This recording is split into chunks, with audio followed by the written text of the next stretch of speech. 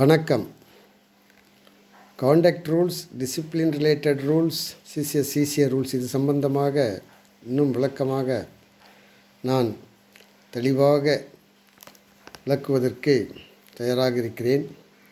சற்று பொறுத்து கொள்ளுங்கள். அனைவரும் என்னுடைய சேனலுக்கு சப்ஸ்கிரைப் பண்ணுங்கள். தற்போது என்னுடைய எய்ம் என்னென்னா, just we have to create interest, motivate others to understand anything, any subject, rules or general knowledge like that. Should create interest so that they can have the interest and the aptitude to understand and analyze and go through the subject deeply. They can develop the habit of reading everything with clarity. Now, in the departmental exam relating to the department of posts, such as inspector posts, competitive exam, postal service group B, competitive exams and all, some subjects will be useful. For inspector posts competitive exam, there is one paper on Indian Evidence Act. One paper, part of the syllabus is Indian Evidence Act, a few chapters in the Indian Evidence Act. A few chapters only. நாங்கள் inspector post competitive exam எழுதும்போதெல்லாம் 1982 Indian evidence act ஃபுல்லாக இருந்தது, complete. Anyhow, I will touch the fundamentals first before going to the Indian Evidence Act,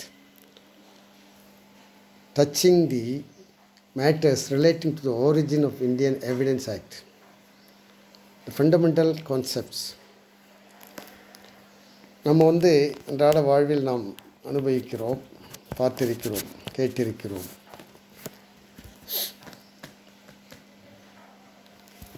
ஆதிகாலம் தொட்டு ஒரு பழமொழி, ஒரு பொன்மொழி இருக்கிறது. கண்ணால் காண்பதும் பொய், காதால் கேட்பதும் பொய், தீர விசாரிப்பதே மெய். அதுவும் இந்த டிஜிட்டல் ஏஜில் தீர விசாரித்து பகுத்தறிந்து தெரிந்து கொள்வதே மெய் என்று மிகைப்படவும் சொல்லலாம். கொஞ்சம் ஒருபடி போய் சொல்லலாம். ஆக கண்ணால் காண்பதும் பொய், காதால் கேட்பதும் பொய், தீர விசாரித்து அறிந்து கொள்வதே மெய். ஏன்னா ஒருத்தர் பேசிகிட்டு இருப்பாங்க, எவ்வளோ எக்ஸாம்பிள் சொல்லலாம். அதெல்லாம் இப்போ சொல்வதற்கு உரிய நேரம் இல்லை. அது தனியாக லெக்சர் கொடுக்கலாம். ஒரு 2 பேர் பேசின்னு இருப்பாங்க. அவங்க ஏதோ சில வேர்டு பேசும்போது நம்ம அந்த வழியாக போகலாம். பட் அது வேறு மாதிரி நம்ம மீனிங் எடுத்துக்க வேண்டிய சர்க்கம்ஸ்டன்ஸ் உருவாகும். ஆனால் வேறு அர்த்தத்தில் அவர் பேசி கொண்டு இருந்திருக்கலாம். ஐயால் காதால் கேட்டது மெய் என்று சொல்ல முடியாதல்லவா? கண்ணால் காண்பதும் அதே போல தான். ஒருத்தருடைய ஃப்ரெண்டு, அவர் அந்த வழியாக போயிருப்பார். ஒரு பார், ஒரு பிராண்டி ஷாப் பார், டாஸ்மாக் பார்னு வச்சிங்களேன், அது உள்ளேருந்து வராரு. அவங்க ஃப்ரெண்ட்ஸு கூட உட்காந்து கண்ணாலே பார்க்குறாரு. அவங்க ஃப்ரெண்ட்ஸு கூட உட்காந்துருக்காரு. அவங்க ஃப்ரெண்ட்ஸ் எல்லாம் taking drinks, consuming toxicating drinks, liquors bottle இருக்குது. இவரும் அவங்க பக்கத்தில் உட்காந்துங்கிறாரு. ஜாலியாக சிரித்து பேசினுக்கிறாரு. இவரும் ஒரு டம்ளர் வச்சுன்னுக்கிறாரு, கண்ணாடி கிளாஸு. அவங்க சாப்பிட்றாங்க. அதே போல் இவரும் எதையோ சாப்பிட்றாரு. அப்புறம் வராரு.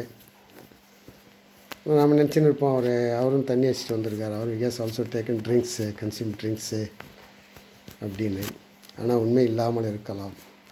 அவங்க கூட ஜாலியாக இப்போ இருந்திருக்கலாம்.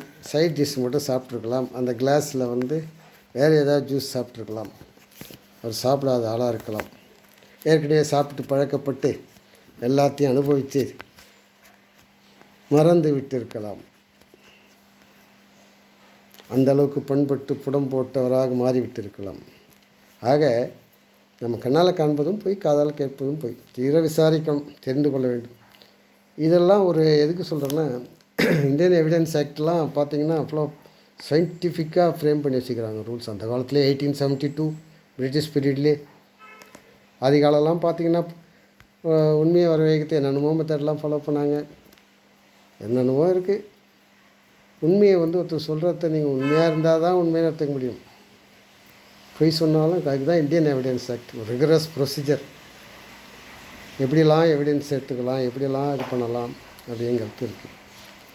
அதில் ஓரல் எவிடன்ஸு, டாக்குமெண்ட்ரி எவிடன்ஸ் இருக்குது. ஓரல் எவிடன்ஸில் வந்து direct evidence, hearsay evidence, circumstantial evidence இப்படிலாம் இருக்குது. அதில் hearsay evidence generally will not be accepted and admitted in the criminal cases, trials, in the judicial trials, generally. Hearsay evidence. Hearsay evidenceனால் என்ன? ஒருத்தர் நேராக டைரெக்டாக அவர் பார்த்ததில்லை, கேட்டதில்லை, ஆனால் ஒருத்தர் சொன்னதை வந்து இவர் ரிலே பண்ணுறது, அதுதான் ஹியர்சே எவிடன்ஸ். அது வந்து எப்பயுமே நம்ப முடியாது. ஹியர்சே எவிடன்ஸ் இதுக்கு ஒரு பழமொழி இருக்குங்க, ரூமர்ஸ், பொய், ரூமர்ஸ். அப்படியே ரூமர்ஸுங்கிறது என்னென்னு கேட்டிங்கன்னா, அப்படியே இருக்க கட்டி பறக்குங்க. ஒருத்தர் சொல்லுவார், அது அப்படியே இன்னொருத்தர் கேட்பார், அப்படியே போகும், மாறி மாறி மாறி மாறி கதையே மாறி வேறு மாதிரி போயிடும். இது கதையெல்லாம் இருக்குது, நிறைய இதெல்லாம் இருக்குது சொல்லலாம். பச்சா பாயிண்ட்டுக்கு மட்டும் வரேன் நான். ரூமர்ஸ் வந்து திசை மாறி உருமாறி உருப்பெருத்து இறக்கை கட்டி அதிவேகத்தில் பறந்து சென்று மாறி ஒரு மாதிரி போய் பரவிடும். உண்மை என்பது எப்பொழுதும் வந்து சீக்கிரமாக போகாது, கரெக்டாக வெளியே வராதா, அது வேறு விஷயம். பொய்யும் வதந்தியும் ரெக்கை கட்டி பறக்குமா. இந்தியன் எவிடன்ஸ் ஆக்டில் ஒரு ஆத்தர் வந்து ஒரு லீகல் லியூமினர், நல்ல பெரிய ஒரு ஆத்தர், நல்ல சிறந்த ஒரு லீகல் எக்ஸ்பர்ட்டு. அவர் வந்து இந்த ஒரு புக்கில் இந்தியன் எவிடன்ஸ் ஆக்டை பற்றி எழுதும்போது இன்ட்ரோடக்டரியில் போட்டு ஒரு சொல்லியிருந்தார். Pope set this Pope set this அப்படின்னு ஹியர்சே எவிடன்ஸுக்கு ஒரு ரூமரை பற்றி சொல்லும்போது சொல்கிறார். அது எப்படி இருக்குன்னா, அதை அப்படியே சொல்கிறோம். The flying rumors gathered as they rolled. Scarce any tale was sooner heard than told, and all who told it added something new, and all who heard spread on every tongue it grew. என்ன அருமையாக இருக்கு பாருங்கள். Rumours அப்படியே ரெக்கை கட்டி உருமாறி பரவுதான், வேகமாக பரவுது. சொல்கிறார் ஒருத்தர், அது மாதிரி வேறு மாதிரி கதையே ஒருத்தர் சொல்ல ஆரம்பிக்கிற கதையே ஒரு இடத்துல போய் கதையாக இருக்குது. அந்த கதையே மாறி வெவ்வேறு மாதிரி போய் ஒவ்வொருத்தவங்களும் ஒவ்வொரு புதுசாக ஜோடித்து அதை அனுப்புகிறாங்க. கடைசியாக அது வந்து ஒவ்வொருத்தவங்க நாவிலும் வெவ்வேறு மாதிரி பரவி அது உருமாறி புதுசாகவே போயிடும். ரூமர்ஸ் அதுதான். The flying rumors gathered as they rolled. அதான் உருண்டு கொண்டு போகின்ற இந்த பறக்கும் வதந்திகள் அப்படின்னு ஆரம்பிக்கிறார். The flying rumors gathered as they rolled.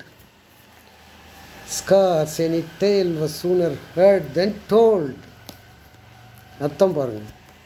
And all who told it added something new. And all who